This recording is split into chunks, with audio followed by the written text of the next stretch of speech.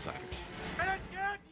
Salut à vous et bienvenue. Alors j'ai voulu faire encore une autre série, ouais encore une autre quoi. Je suis en train de mettre sur la chaîne, d'implanter plusieurs idées que j'avais eues. En fait c'est tout con, c'est pour vous montrer les séries que je regarde en ce moment.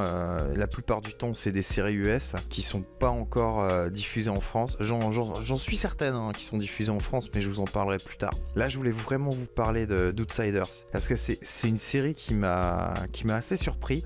J'aime bien quand le scénario me surprend, et là au niveau du concept j'ai trouvé ça terrible, parce qu'à ma connaissance il n'y a pas d'équivalence avec une autre série. À côté de ça il y a de l'inspiration, c'est clair, il y a énormément d'inspiration. Je prends par exemple la série Son of Anarchy, ou Son of Anarchy, il faut dire anarchie normalement, mais je préfère dire anarchie, ça passe, c'est plus naturel, et mon accent il est tellement pourri que c'est même pas la peine. Quelle inspiration il peut y avoir d'autre aussi. Beaucoup de gens ont parlé de Mad Max, je suis d'accord avec eux. Certaines personnes aussi, un acteur du show avait dit que c'était le mélange entre La Petite Maison dans la Prairie avec Mad Max.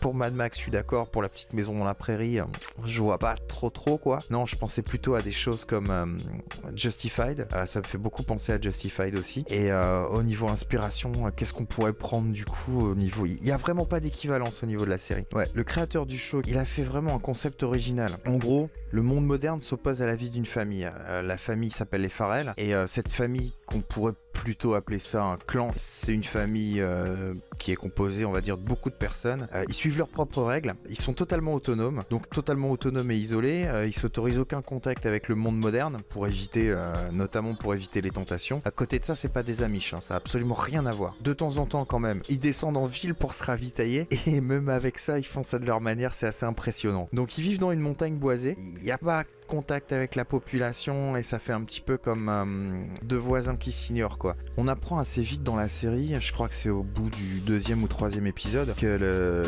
ce fameux clan de consanguins, c'est méchant de dire consanguins, on va les appeler les Farrell quand même, hein. Ils ont fait pas mal de victimes par le passé. C'est pour ça en fait que les gens de la ville veulent pas venir les emmerder, parce qu'ils savent par expérience qu'il y a eu des problèmes assez importants bien avant leur naissance. Apparemment ça daterait de l'époque de leurs parents à tous, et du coup c'est une histoire qui se répète dans la petite ville, on va dire, on peut dire dans le village, puisque tout le monde se connaît plus ou moins, et c'est vrai qu'ils évitent pas mal les confrontations. Et à côté de ça, donc comme c'est une petite ville et que c'est un shérif qui gère tout ça, même le bureau du shérif a pas envie de se prendre la tête ni de prendre de risques en allant traquer les Farrell, et pourtant quand ils descendent en ville ils font quand même pendant leur ravitaillement des petites choses comme des vols, des choses comme ça quoi. Ce qu'il faut savoir aussi au niveau des Farrell, c'est comme ils ont leurs propres règles, ils ont complètement mis de côté tout ce qui est l'argent. Ils utilisent absolument pas d'argent, c'est pour ça qu'ils sont vraiment isolés de la société en fait. Tant que les habitants restent en ville et tant que les Farrell restent de leur côté dans la montagne, tout le monde est content.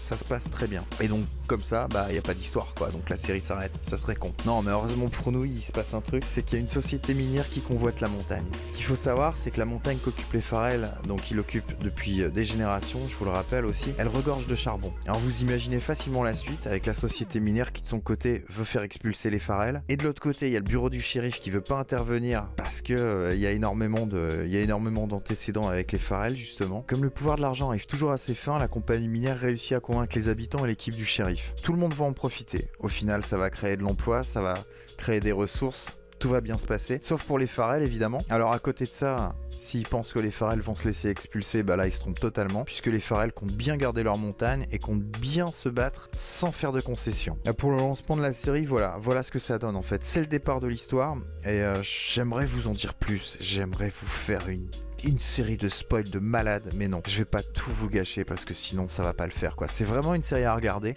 et je voulais vous dire ça déjà, j'en ai pas trop dit on va dire, mais je vous ai vraiment installé dans l'histoire, parce que si vous lisez le pitch de la série, ça donne vraiment pas envie quoi. Ça fait série super molle, alors que c'est totalement l'inverse, c'est une série qui bouge vraiment. Outsiders, c'est vraiment une série addictive, plein de rebondissements. J'ai pas trouvé d'équivalence pour le moment de ce que je connais des séries. J'ai vu pas mal de séries, je me suis pas instauré spécialiste en série non plus, je suis juste un spectateur, et je regarde énormément de séries, mais à côté de ça non, j'ai rien de comparable. Que des inspirations.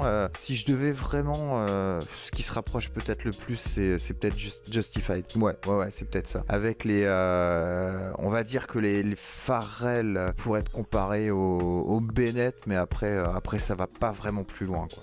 C'est vraiment une série qui bouge, contrairement à ce que le pitch nous donne, c'est-à-dire une série molle. Non, ça bouge vraiment. Elle arrive à se poser à certains moments pour vraiment nous exposer les situations. À chaque épisode, on a toujours du rebondissement sans perdre le rythme. Il y a toujours des choses qui se passent. Sur les épisodes que j'ai suivis, j'ai regardé, au moment où j'enregistre la vidéo, j'ai regardé jusqu'à l'épisode 5 et je suis vraiment pris dans l'histoire, quoi. L'impatience d'un épisode à l'autre est assez intenable. Des fois, dans certaines séries, tout est défini, voilà. T'as les bons, t'as les méchants, voilà, tout est posé.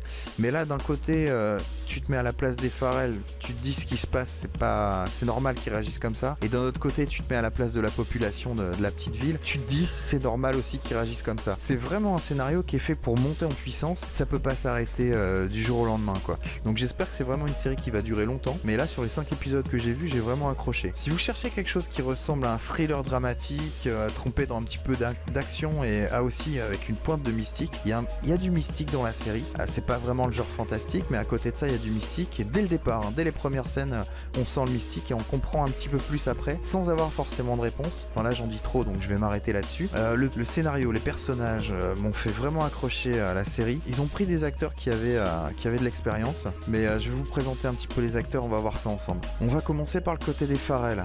Vous avez David Morse, qui est une figure du cinéma, une figure de rôle secondaire du cinéma américain, et il joue un rôle très important dans la série Outsiders. Vous l'avez vu lui dans le film The Rock, aux côtés de Nicolas Cage et de Sean Connery. Il a fait La Ligne Verte avec Tom Hanks aussi, l'adaptation du roman de Stephen King. Il a eu une série où il avait le rôle principal, ça devait être Le Justicier de l'Ombre. Je vais essayer de vous retrouver une image. Et il a fait énormément de films. Je peux pas tous vous les lister parce que sinon la vidéo s'arrêterait pas, et puis la vidéo je l'ai axée autour d'Outsiders, donc c'est juste pour vous présenter les acteurs du casting, une partie des acteurs du casting. On continue dans le clan des Farrell avec Ryan Hurst, qui joue un des fils de David Morse et qui a joué dans Son of Anarchy, où il jouait le rôle d'Opie, le fameux Opie qui était un personnage très important pour la série aussi, et qui n'a pas eu besoin de se raser pour jouer dans Outsiders, puisqu'au final il a à peu près le même look, le blouson en cuir en moins, mais c'est de la peau quand même. Toujours dans le clan des Farrell, mais cette fois-ci rôle féminin, c'est Gillian Alexis, qui est une belle rousse du clan des Farrell. C'est une actrice australienne, une actrice de télé australienne. Son visage me dit quelque chose, mais c'est énorme. Alors si vous la reconnaissez, si vous l'avez déjà vue dans quelque chose, mettez en commentaire si vous le titre du film ou de la série, j'en sais rien. Je sais pas du tout où je l'ai vu, mais son visage me dit trop quelque chose. Du côté des habitants de la petite ville, j'en ai sélectionné qu'un. C'est l'acteur Thomas Wright, qui est un acteur australien aussi, comme sa compatriote Gillian Alexis. Et dans Outsiders, il est méconnaissable. Donc si cette tête vous dit quelque chose, vous allez voir exactement où vous l'avez vu, puisqu'il est connu pour des séries déjà aux États-Unis. Il est connu pour la fameuse série Top of the Lake. Il est connu aussi pour The Bridge, et il est connu pour avoir joué un rôle. Alors c'est pas non plus un des rôles principaux, mais on le reconnaît. Ouais, faut voir. Je me suis rematé le film pour voir exactement ce que ça donnait. Dans le film Everest, il avait la barbe et tout, mais à chaque fois, il change de gueule et je trouve ça impressionnant.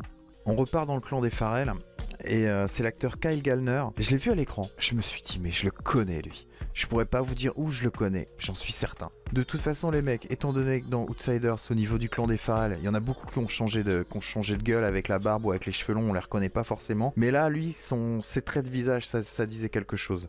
J'ai trouvé, je l'ai vu dans The Walking Dead, il jouait Zach, il jouait le boyfriend de Beth. Je l'ai vu aussi dans le film de Kevin Smith où il jouait Jarod Red State, et en faisant des recherches sur où je l'avais vu, j'ai retrouvé un truc. Il a joué The Flash, là vous allez comprendre tout de suite, Impulse dans Smallville. Je vous mets un extrait, il faut absolument que vous regardiez ça. I'll think about it.